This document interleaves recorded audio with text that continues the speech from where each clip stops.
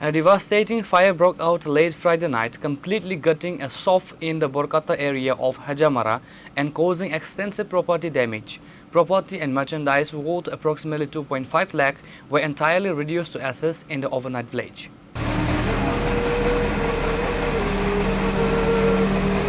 Speaking to media persons on Saturday, a devastated Rajesh Devarma shared details of the incident and the scale of the destruction. The exact cause of the fire is yet to be officially determined, though an initial short circuit is suspected.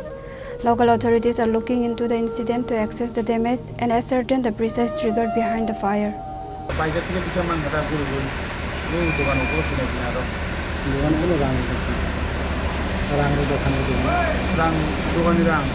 Dokanirang dong sada dalam ini orang pulang pun murah-murah Indonesia. Kamu tetap kamu aja.